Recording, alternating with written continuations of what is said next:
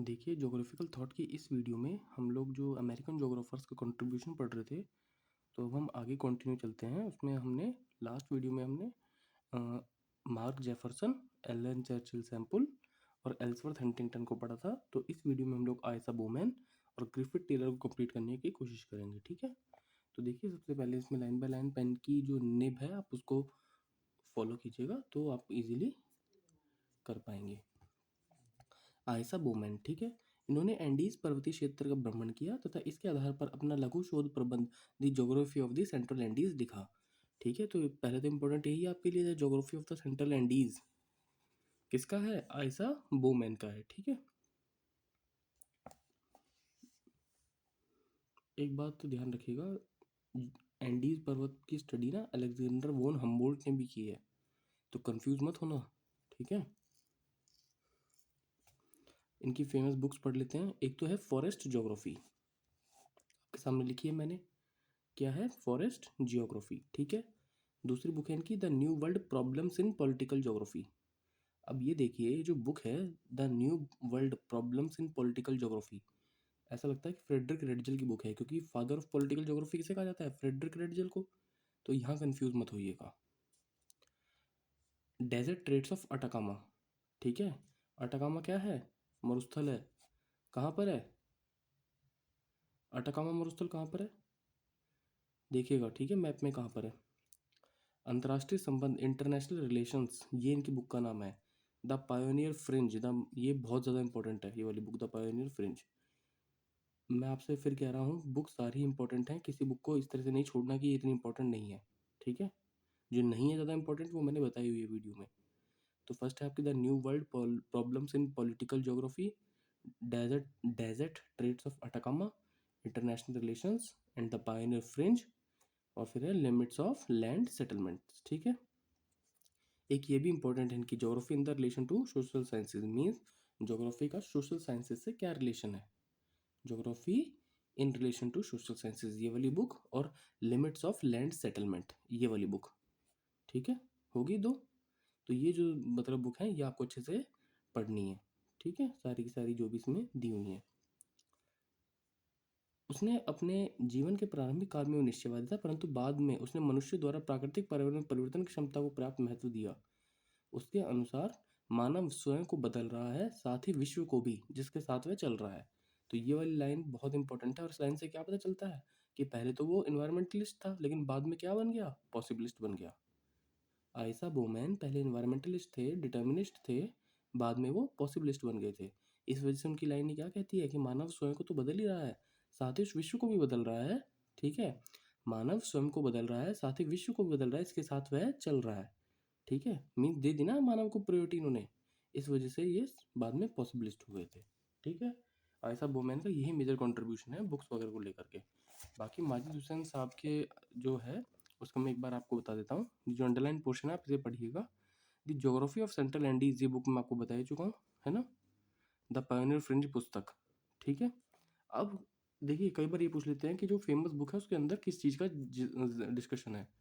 जैसे मैंने आपको बताया पायोनियर फ्रिंज बुक जो है इंपॉर्टेंट है, तो इसमें क्या है पायोनियर फ्रिंज में?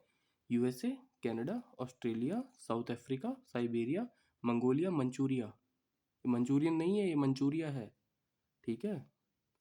मंचूरिया कहाँ पड़ता है? चाइना में पड़ता है आपका, इसे मंचूरियन मत पढ़ना। तथा दक्षिण अमेरिका के दृष्टांत से समस्या को स्पष्ट किया, यानी इन्होंने मेजरली वर्ल्ड के जो बड़े रीजन थे, यूएसए, कनाडा, ऑस्ट्रेलिया, है ना, साइबेरिया, उसके अंदर जो समस्याएं देखी उनको स्पष्ट किया, किसमें? द पायोनियर फ्रिंज में, ठीक है, ये याद रखना है। देखिए, ये इनकी लाइन बहुत फेमस है ना कि man is changing himself as well as the world as he goes along. ये वही जो मैंने आपको बताया कि बाद में जो पॉसिबलिस्ट बन गए थे ये, उस चीज़ को देखते हुए इन्होंने कौन सी लाइन बोली है?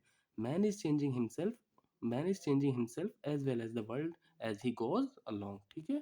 तो ये आपके आयसा बोमैन यहाँ पर कंप्लीट होते हैं।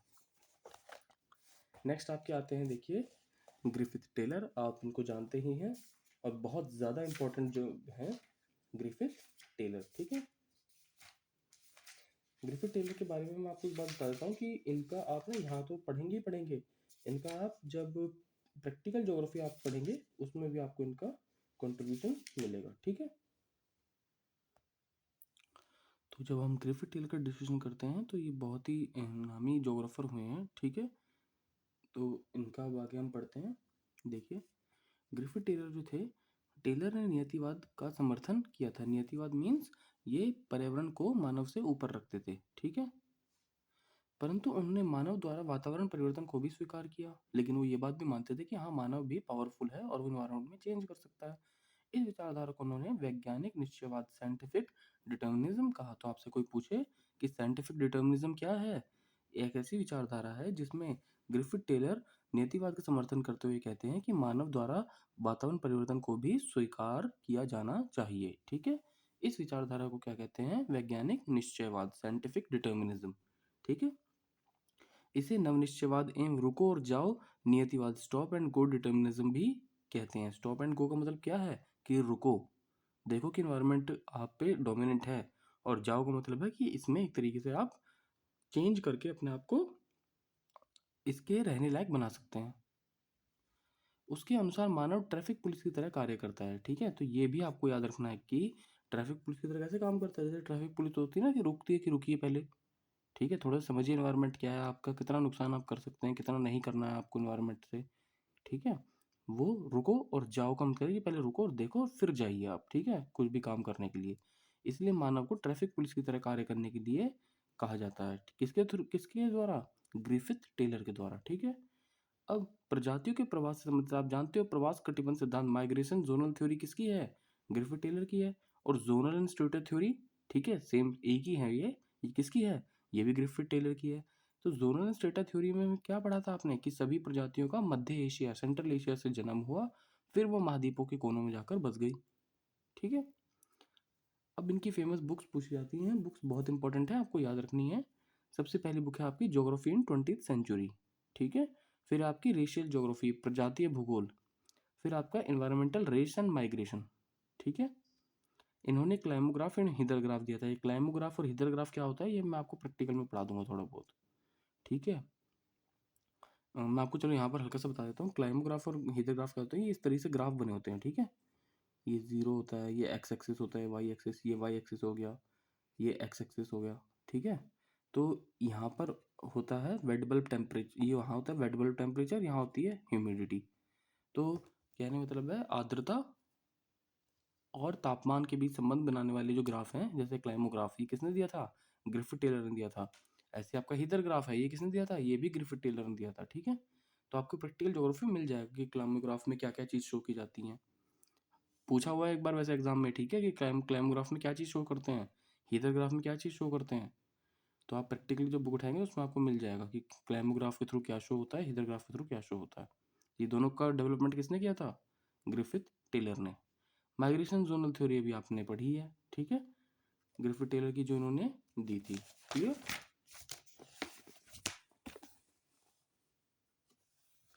उनके अनुसार, किनके अनुसार? ग्रिफिथ टेलर के अनुसार, ना तो प्राकृतिक शक्तियां पूर्णतः नियंत्रणकारी हैं और ना ही मानव प्रकृति पर विजेता है। इट मीन्स दैट इन्होंने क्या किया, इन्होंने मामले को बीच का रास्ता निकाला। इन्होंने बीच का रास्ता कैसे होता है कि ना तो प्राकृतिक शक्तियां पूर्ण तरह से नियंत्रणकारी हैं, कि हम ये नहीं कह सकते प्रकृति पूरी तरीके से मानव को ओवरटेक कर रही है, ना ही हम ये कह सकते कि मनुष्य ने प्रकृति को जीत लिया है। मनुष्य ने प्रकृति के साथ क्या किया है? सामंजस्य स्थापित किया है, ठीक है। ये बात यहाँ पर कही जा रही है ग्रिफिथ टेलर के बारे में। देखिए, मैं अभी आपसे कहता हूँ ग्रिफिथ टेलर जी का कोई मतलब ना छोटा सा कंट्रीब्यूशन नहीं है, इनका बहुत बड़ा कंट्रीब्यूशन है। बुक में यहाँ थोड़ा सा दिया हुआ है, और अगर हम माजिद हुसैन को देखते तो हिंदी की जो बुक है माजिद हुसैन की, उसमें भी इतना ज़्यादा कंट्रीब्यूशन शो नहीं किया गया है इनका।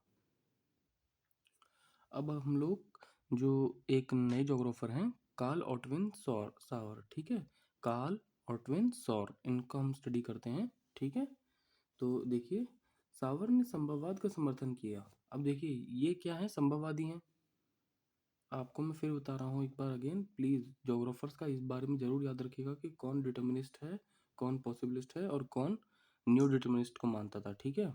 न्यू डिटर्मिनिस्ट की बात करेंगे तो सब ग्रिफिथ टेलर पर ही टिक करते हैं, लेकिन ये कंफ्यूज हो जाता है कि कौन पॉसिबलिस्ट है और कौन डिटर्मिनिस्ट है। तो ये चीज़ आपको अच्छे से याद रखनी है पढ़ते वक्त, कि कार्ल ऑटविन सावर क्या थे? संभववादी थे, पॉसिबलिस्ट थे। परंतु आधुनिक युग को निश्चयवाद, प्रेजेंट डे डिटर्मिनिस्ट को मानते हुए, अब ये प्रेजेंट डे डिटर्मिनिज्म क्या है ये मैं आपको बाद में पढ़ाऊंगा, ठीक है। फिलहाल आप इतना याद रखिए, इन्होंने मानव और प्रकृति के समायोजन को ही प्रमुख माना है। ठीक है, कहते ये भी ग्रिफिथ टेलर वाली बात ही है कि मानव और प्रकृति के बीच समायोजन होना चाहिए, लेकिन वैसे ही कैसे थे, संभववादी थे, पॉसिबिलिस्ट थे, मानव को ऊपर रखते थे। ठीक है, अच्छा देखिए यहाँ पर एक मैंने टैगलाइन लिखी हुई है, मतलब एक छोटा सा एक हिंट लिखा हुआ है। ठीक है, छोटे से हिंट की बात है, क्या है इसमें, कल्चरल पर क्वेश्चन में सिर्फ कार्ल सॉवर का ही आप टिक करें। कहने का मतलब है कि जो कल्चरल ज्योग्राफी आप पर, ये कल्चरल ज्योग्राफी पे, ठीक है, कोई भी क्वेश्चन आता है ज्योग्राफी में, अगर जो कल्चरल ज्योग्राफी पे क्वेश्चन आता है और ऑप्शन में आपको कार्ल ऑटविन सावर मिलता है, तो उसी पे टिक करना है, क्योंकि 90% चांसेस क्या होते हैं कि आंसर कार्ल ऑटविन सावर ही निकलता है। ठीक है, कल्चर पर अगर कोई क्वेश्चन आता है तो, कल्चरल ज्योग्राफी पे स्पेशली। ठीक है, अब इनकी बुक्स का हम लोग जिक्र कर लेते हैं, इनकी फेमस बुक्स कौन कौन सी हैं। पहला है कल्चरल ज्योग्राफी, यही, ठीक है, जो मैंने अभी आपको बताई। दूसरी है लैंड एंड लाइफ, ठीक है, दूसरी क्या है, लैंड एंड लाइफ। थर्ड है द मॉर्फोलॉजी ऑफ लैंडस्कोप। देखिए लैंडस्कोप लिखा हुआ है, स्केप नहीं लिखा हुआ है, लैंडस्कोप लिखा हुआ है। ठीक है, तो ये उनके लिखने की बोलचाल की भाषा में कह रहे हैं इस बात को। और इनकी बुक ये लैंड एंड लाइफ है, रिपीटेशन है, सेकंड और फोर्थ बुक का रिपीटेशन किया हुआ है यहाँ पर इन्होंने। लेकिन इनकी मेजरली 3 बुक कौन कौन सी हैं, cultural geography, land and life and the morphology of landscape. देखिए जब मॉर्फोलॉजी ऑफ लैंडस्केप ना आपने एक जगह और पढ़ा होगा, याद कीजिए, जियोमॉर्फोलॉजी में W.M. डेविस के बाद जो पेंक आते हैं, उन्होंने भी अपने मॉडल को क्या नाम दिया था, द मॉर्फोलॉजी ऑफ लैंडस्केप। तो कंफ्यूज नहीं होना कि ये पेंक का है किसका है, थोड़ा सा मतलब ध्यान रखना है। इंग्लिश में आपको ऐसे लिखा हुआ मिलेगा, the morphology of landscape, culture geography, land and life, the morphology of landscape, ये इनकी फेमस बुक्स हैं। ठीक है, इनका बहुत ज़्यादा इंपॉर्टेंट एक कथन है, देखिए ये कई बार पूछा हुआ है एग्जाम में।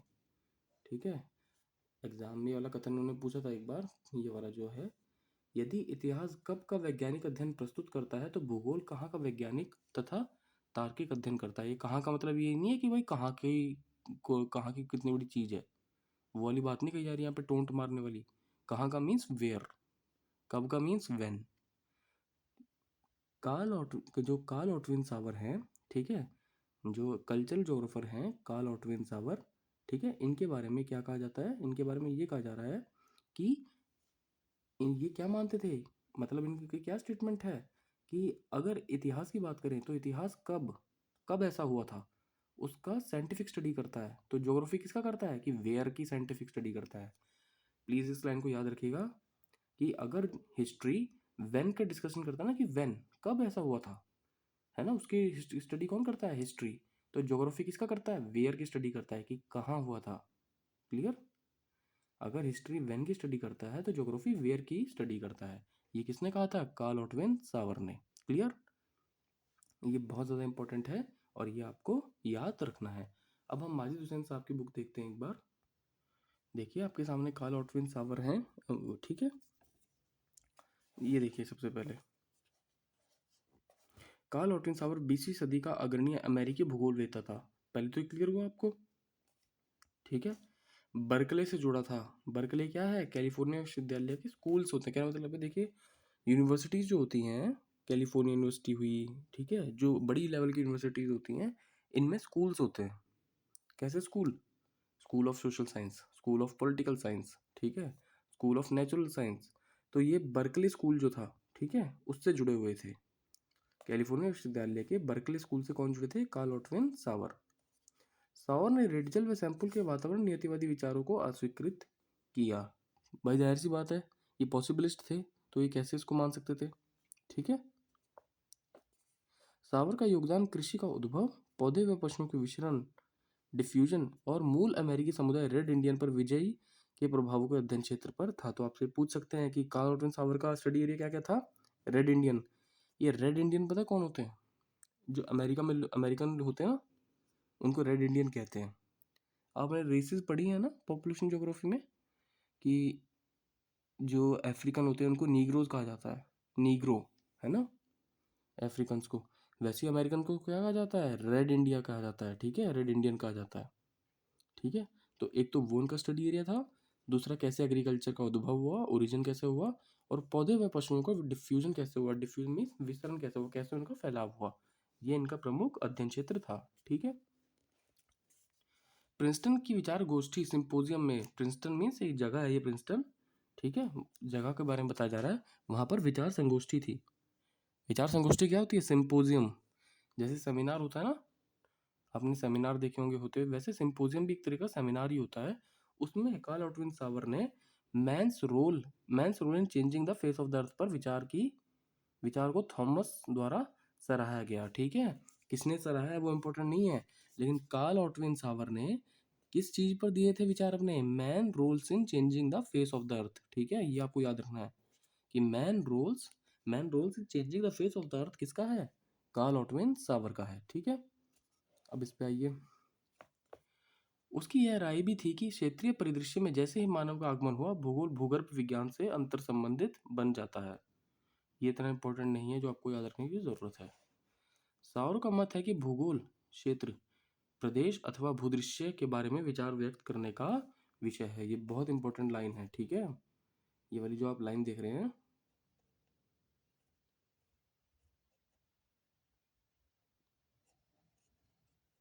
ये बहुत इंपॉर्टेंट है। कार्ल ऑटविन सावर क्या कहते हैं कि जो ज्योग्राफी है वो एरिया, रीजन और लैंडस्केप के बारे में विचार व्यक्त करने का विषय है। तो आपसे ये पूछ सकते हैं एग्जाम में कि किसने कहा है कि geography area, region and landscape, ये जो विचार है व्यक्त करने का विषय किसने बताया है? कार्ल ऑटविन सावर ने। ठीक है, इधर आइए। भूदृश्य अथवा दृश्य जगत का पद, ठीक है, पद मीन्स टर्म, लैंडस्केप का जो टर्म है वो अमेरिकी भूगोल में सावर द्वारा 1925 में अपने लेख द मॉर्फोलॉजी ऑफ लैंडस्केप प्रकाशित कर जोड़ा गया। तो आप याद रखना कि जो लैंडस्केप वर्ड जो है, भूदृश्य, भूदृश्य इंग्लिश में क्या कहते हैं? लैंडस्केप कहते हैं। ये लैंडस्केप टर्म जो है वो अमेरिकी भूगोलवेद था कार्ल ऑटविन सावर जो थे, उन्होंने अपने लेख में द मॉर्फोलॉजी ऑफ लैंडस्केप में कर जोड़ा था। ठीक है, इट मीन्स दैट वो लैंडस्कोप नहीं है, लैंडस्केप ही है, जो बुक में भी पढ़ा था आपने। ठीक है, तो जो लैंडस्केप वर्ड है वो किसने जोड़ा है? कार्ल ऑटविन सावर ने। किसके थ्रू जोड़ा है? अपने इस लेख के through, the morphology of landscape. तो ये पूछ सकते हैं किसका है ये द मॉर्फोलॉजी ऑफ लैंडस्केप। ठीक है, यह लेख जर्मन विद्वानों पार्सेजर तथा शल्टर की अवधारणा लैंडशाफ्ट पर आधारित थी। तो याद रखना ये जर्मन है, पसर्गे पसर्गे ली है इसका पूरा नाम। ठीक है, तथा शुल्टर, ओटो शुल्टर है इनका पूरा नाम। ये दोनों जर्मन जोग्राफर हैं। इनकी क्या अवधारणा, क्या कॉन्सेप्ट था इनका? लैंडशाफ्ट की अवधारणा पर आधारित थी। ठीक है, क्या आधारित थी? ये लैंडस्केप की जो विचारधारा है, लैंडस्केप भूदृश्य, किसने जोड़ा है? कार्ल ऑटविन सावर ने। किसके through? The morphology of landscape, इसके थ्रू जोड़ा है लैंडस्केप वर्ड। और इनको प्रेरणा कहाँ से मिली? ये पसर्गे और शुल्टर की अवधारणा है, कंसेप्ट है लैंडशाफ्ट से, इससे मिली। क्लियर? जर्मन पहले आए थे ना, अमेरिकन तो बाद में है, इसीलिए। सावर ने मत व्यक्त किया है कि किसी प्रदेश के भौगोलिक अध्ययन का आरंभ उसके पूर्वकाल के भूगोल से होना चाहिए। क्या देखिए, यह इस लाइन बहुत इंपॉर्टेंट है कि किसी प्रदेश के भौगोलिक अध्ययन, कोई भी रीजन है उसका जोग्राफिकल स्टडी का जो स्टार्ट करनी है वो उसके पूर्वकाल के भूगोल से होनी चाहिए। यानी स्टार्टिंग में उसकी ज्योग्राफी कैसी थी वहां से स्टडी होनी चाहिए। ये तो ये इंपॉर्टेंट है। उसने कालक्रम व्यवस्थित कर उसके स्वरूपों, कालक्रम मीन्स क्या टाइमलाइन डिसाइड की थी, फॉर्म कैसी है, स्ट्रक्चर कैसा है और फंक्शंस कैसे हैं। ठीक है, इस आधार पर प्रदेश का वैज्ञानिक भूगोल कहलाएगा। मीन्स अगर जो कार्ल ऑटविन सावर कहते हैं कि किसी प्रदेश के भौगोलिक अध्ययन हमें स्टडी करना है तो उसके लिए टाइम स्केल डिसाइड होना चाहिए। वो टाइम स्केल कैसा होना चाहिए? फॉर्म के रूप में, स्ट्रक्चर के रूप में और फंक्शंस के रूप में। ठीक है, इस रूप में होना चाहिए, तभी उस प्रदेश का वैज्ञानिक भूगोल तैयार किया जा सकता है। ठीक है, क्लियर? ये तीनों पॉइंट्स आपको याद रखने हैं। कल्चरल लैंडस्केप के अध्ययन में सावर ने भूगोल को 3 पक्षों को महत्वपूर्ण बताया। कौन से 3 पक्ष थे महत्वपूर्ण? मीन्स अगर कल्चरल लैंडस्केप की स्टडी करनी है आपको, सांस्कृतिक भूदृश्य की स्टडी करनी है आपको, ये भूदृश्य वर्ड बहुत इंपॉर्टेंट है। ठीक है, ऊपर पढ़ाया मैंने आपको कि कैसे जुड़ा है ये, तो इसको याद रखिएगा। जो कल्चरल लैंडस्केप का अगर जो आपको स्टडी करनी है भूगोल में, तो 3 पक्षों में करनी है। पहले सामान्य भूगोल, दूसरा प्रादेशिक भूगोल और तीसरा आपका ऐतिहासिक भूगोल। ठीक है, ये इतना इंपॉर्टेंट नहीं है, तो इस चीज़ को मतलब आप नॉर्मली माइंड में एक चीज़ को रख सकते हैं। ठीक है, लेकिन ये इंपॉर्टेंट है ऊपर, फॉर्म, स्ट्रक्चर एंड फंक्शंस। ठीक है, मिस कुछ नहीं करना है, लेकिन एक बार नज़र के सामने से गुजरना बहुत ज़रूरी है ताकि आप उसको कैच कर सकें कि कल्चर लैंडस्केप को भी 3 पार्ट में कैसे डिवाइड किया था सॉवर ने, जनरल ज्योग्राफी, रीजनल ज्योग्राफी, ठीक है, जनरल ज्योग्राफी, रीजनल ज्योग्राफी या कंपैरेटिव मॉर्फोलॉजी, और तीसरा क्या है, ऐतिहासिक भूगोल, ठीक है। सावर ने इस तथ्य पर जोर था कि भूगोल प्रधानतः मानव केंद्रित विज्ञान एंथ्रोपोसेंट्रिक है, जहां पृथ्वी तल का विकास मानव उपयोगी रूप में मिलता है, ठीक है। क्या कहा जा रहा है कि कार्ल ऑटविन सावर ने इस तथ्य पर जोर दिया था कि भूगोल जो है वो बेसिकली क्या है, एंथ्रोपोसेंट्रिक, यानी मानव को केंद्र में रख करके। मानव को आप छोड़ नहीं सकते, पॉसिबलिस्ट थे ना ये, मानव को ऊपर रखते थे, तो मानव को केंद्र में रखे, केंद्र में रखे मीन्स कोई भी बात हो रही है तो मानव को सेंटर में रखो, उसकी इतनी इंपॉर्टेंस है मानव की। जहाँ पृथ्वी तल का विकास मानव उपयोगी रूप में मिलता है, यानी अगर जो पृथ्वी तल का विकास करना है तो मानव के उपयोगी रूप में होना चाहिए, मानव के लिए होना चाहिए, उसके काम आना चाहिए, उसके लिए हो, ठीक है। तो ये बात कौन कहते हैं, कार्ल ऑटविन सावर, कि मानव केंद्रित विज्ञान एंथ्रोपोसेंट्रिक किसने कहा है भूगोल को, कार्ल ऑटविन सावर ने, ठीक है। एक क्षेत्र में संस्कृति के प्रभाव के अधीन भूदृश्य कालक्रम टाइम बेस्ड विकास होता है, ठीक है। ये आपको थोड़ा सा मतलब अटपटा लगेगा, लेकिन इतना इंपॉर्टेंट ये नहीं है। सावर ने भूदृश्य के सौंदर्य तत्व एस्थेटिक क्वालिटीज पर भी जोर दिया। सौंदर्य तत्व क्या होते हैं, मीन्स बोलते हैं ना कि सौंदर्य की चीजें है, आप समझ रहे होंगे सौंदर्य का मतलब। तो सावर ने भूदृश्य के सौंदर्य तत्व पर भी जोर दिया है, परंतु इसकी विवेचना में व्यक्तिनिष्ठता पाई जाती है। इस तत्व के अनेक विद्वानों ने विभिन्न संज्ञा प्रदान की है। देखिए ये बहुत इंपॉर्टेंट लाइन है, कार्ल ऑटविन जो ये आपके हुए हैं, कहाँ गया ये रहा, कार्ल ने कार्ल ऑटविन सावर ने भूदृश्य के सौंदर्य तत्व पर जोर दिया है। अब जो भूदृश्य के जो सौंदर्य तत्व पर जोर दिया है कार्ल ऑटविन सावर ने, ठीक है, उसकी एस्थेटिक क्वालिटीज पर जो जोर दिया है वो कैसे दिया है, हम्बोल्ट ने इसे फिजियो फिजियोग्नोमी कहा, ठीक है।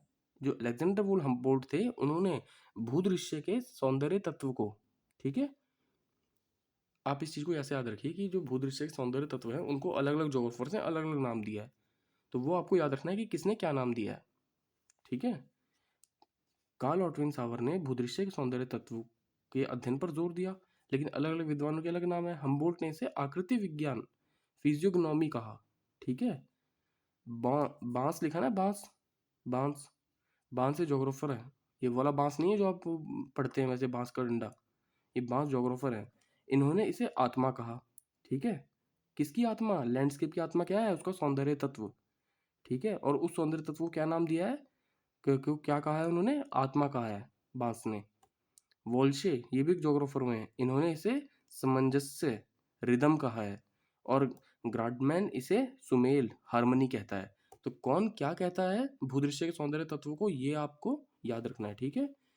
सावर ने तो भूदृश्य के सौंदर्य तत्व पर जोर दिया है, लेकिन किसने भूदृश्य के सौंदर्य तत्व को क्या नाम दिया है, ठीक है। अलग अलग जोग्राफर ने भूदृश्य के सौंदर्य तत्व को क्या क्या नाम दिया है वो आपको पता होना चाहिए, ठीक है। हम्बोल्ट ने इसे आकृति विज्ञान, बांस ने इसे आत्मा, वोल्शे ने इसे रिदम, और ग्रांडमैन ने इसे हार्मनी कहा है, ठीक है। ये आपको याद रखना है सभी जोग्राफर्स का क्या क्या रहा है। और बाकी आप जानते हैं उसके भूदृश्य की अवधारणा रेटजल व कुमारी सैंपल के वातावरणीय नीतिवाद की विपरीत थी। ऑब्वियस सी बात है, वो नीतिवाद को मानते ही नहीं थे, वो तो पॉसिबलिस्ट थे ना। तो ये आपका कार्ल ऑटविन सावर के मेजर फीचर्स हैं। बाकी आप कुछ चीज़ें इसमें वैसे भी देख सकते हैं जब आप अपना कोई ना कोई क्वेश्चंस करेंगे, ठीक है। तो अब हम जो कुछ मिसलेनियस है वो मैं आपको अलग वीडियो में बना के भेज देता हूँ, तो आपको हो जाएगा ये। चलिए कोशिश करता हूँ इसी में ही आ जाए तो ऐड ऑन हो जाए, एक मिनट वेट कीजिए। हाँ ये देखिए, ये कुछ अन्य महत्वपूर्ण तथ्य हैं, ठीक है।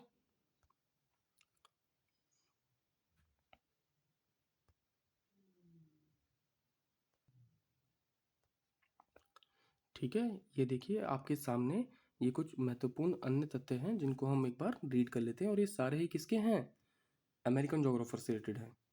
शॉलर, ठीक है, ने nature and man in America नामक पुस्तक की रचना की, ठीक है। तो nature and man in America आपको याद रहे तो ठीक है, लेकिन इतना इंपॉर्टेंट ये नहीं है। Barrows, H.G. बैरोज एक जोग्राफर हुए हैं, ठीक है। उन्होंने मानव परिस्थिति की अवधारणा सब की, ये पूछ लेते हैं ह्यूमन इकोलॉजी किसका है? बैरोज का है, ठीक है। बैरोज करके याद रखिएगा आप ह्यूमन इकोलॉजी। जेफरसन एवं कार्ल सावर ने क्षेत्र वितरण विज्ञान कोरोलॉजिकल थीम के प्रवर्तक थे। प्रवर्तक मीन्स इंड्यूसर जो होते हैं, ठीक है। तो कोई आपसे पूछे कि प्रवर्तक कौन हुए हैं कोरोलॉजिकल के, जेफरसन और कार्ल ऑटविन सावर। हर्टशॉन की फेमस बुक है नेचर ऑफ ज्योग्राफी, ये बहुत इंपॉर्टेंट है, याद रखिएगा। और हर्टशॉन का ये वाला स्टेटमेंट, ये दोनों जिसमें मैंने टिक किया बहुत इंपॉर्टेंट है कि हर्टशॉन के अनुसार भूगोल क्षेत्रीय भिन्नताओं का अध्ययन है। और दूसरा, हर्टशॉन ने भूगोल की प्रकृति नेचर ऑफ ज्योग्राफी नामक, ठीक है, पुस्तक, इनकी बुक है ये। तो ये दोनों इंपॉर्टेंट है, हर्टशॉन का स्टेटमेंट, भूगोल क्षेत्रीय भिन्नताओं का अध्ययन है, ठीक है। ये पक्का याद रखना है। इतना ही पूछ लेंगे कि किसने कहा था कि भूगोल क्षेत्रीय भिन्नताओं का अध्ययन है, हर्टशॉन ने। और हर्टशॉन का दूसरा स्टेटमेंट क्या है कि भूगोल की प्रकृति नेचर ऑफ ज्योग्राफी। मात्रात्मक क्रांति का आरंभ अमेरिका में हुआ था, जो क्वांटिटेटिव रिवोल्यूशन आया था ना, जिसमें क्या था क्वांटिटेटिव रिवोल्यूशन में, मॉडल्स आ गए थे ज्योग्राफी के अंदर स्टडी करने के लिए, ठीक है। तो ये जो मॉडल्स आ गए थे क्वांटिटेटिव रिवोल्यूशन के टाइम पर, वो अमेरिका में ही हुआ था, जिसे किसने वकालत की थी? BJL बेरी ने। ये मैं आपको आगे पढ़ाऊंगा जब क्वांटिटेटिव रिवोल्यूशन पढ़ेंगे, ठीक है। और विटलसी ने विश्व के कृषि प्रदेश दिए थे, विटलसी को आप जानते ही हैं, ठीक है, जिन्होंने 13 कृषि प्रदेश दिए, वो भी अमेरिकन थे। तो ये आपका जब बेसिक है खाली, और जब कभी हम अभी आगे नेक्स्ट स्टार्ट करेंगे तो उसमें हम आगे पढ़ेंगे। देखिए एक चीज़ का ध्यान रखिएगा, ये जो मतलब डी विटलसी थे ना, जिन्होंने विश्व के 13 कृषि प्रदेश दिए थे, वर्ल्ड के जो 13 एग्रीकल्चर रीजन दिए थे, 13 कृषि प्रदेश दिए थे, वो डी विटलसी ने दिए थे। और ये क्या थे? ये वातावरण निश्चयवादी सोच के विपरीत थे। विपरीत इन द सेंस, एक तरीके से ये मतलब पॉसिबिलिस्ट थे, ठीक है। ये याद रखिएगा आप। और देखिए यहाँ पे एक छोटी सी लाइन लिखी हुई है, इसको भी आप याद रखिए। मैंने अब आपको पढ़ा है ना, मानव परिस्थिति की ह्यूमन इकोलॉजी कॉन्सेप्ट किसका है? तो ये जो मानव परिस्थिति की ह्यूमन इकोलॉजी कॉन्सेप्ट है, ये H.G. बैरोज का है। और इसमें कंसेप्ट में क्या बात कही गई है, बस आपको ये पता होनी चाहिए, ठीक है। इस कंसेप्ट में बात कही गई है कि मनुष्य की प्राकृतिक वातावरण के प्रति समायोजिकता होने की संबंधी अवधारणा है। यानी मनुष्य का प्राकृतिक वातावरण के साथ कैसे समायोजन करना है, वो अवधारणा क्या है? मानव परिस्थिति की। किसने दी है? एच बैरोज ने, ठीक है। अब यहाँ पर देखिए कोरोलॉजी मैंने अभी जस्ट आपको पढ़ाया है ना, कि प्रवर्तक थे कोरोलॉजी के कौन? कार्ल ऑटविन सावर और मार्क जेफरसन। सेम बात यहाँ पर लिखी हुई है, जीव भू विस्तार कोरोलॉजी अर्थात प्रदेश में दृश्य जगत के विवरण के समर्थक जेफरसन और कार्ल ऑटविन सावर थे, इसके समर्थक थे, ठीक है। इसी बारे में कार्ल ऑटविन सावर का एक स्टेटमेंट लिखा हुआ है, किस बारे में? कोरोलॉजी के बारे में। जो कोरोलॉजी है इसके बारे में कार्ल ऑटविन सावर का एक स्टेटमेंट है कि भूदृश्य जैविक गुणों से युक्त बना भू विस्तार है। कार्ल ऑटविन सावर जो है वो कोरोलॉजी के बारे में स्टेटमेंट दे रहे हैं। वो क्या कहते हैं कि भूदृश्य जैविक गुणों से युक्त कोई भी जो लैंडस्केप है, भूदृश्य वर्ड इसलिए मिल रहा है क्योंकि कार्ल ऑटविन सावर ने ही बनाया एक तरीके से वर्ड। तो भूदृश्य जैविक गुणों से युक्त जो लैंडस्केप है, वो ऑर्गेनिक या बायोलॉजिकल जो गुण होते हैं उनसे युक्त कोरोलॉजी है, ठीक है। ये आपको स्टेटमेंट याद रखना है। अब आपका ये जो अमेरिकन स्कॉलर था, इनका कंट्रीब्यूशन लगभग कंप्लीट हो चुका है, ठीक है।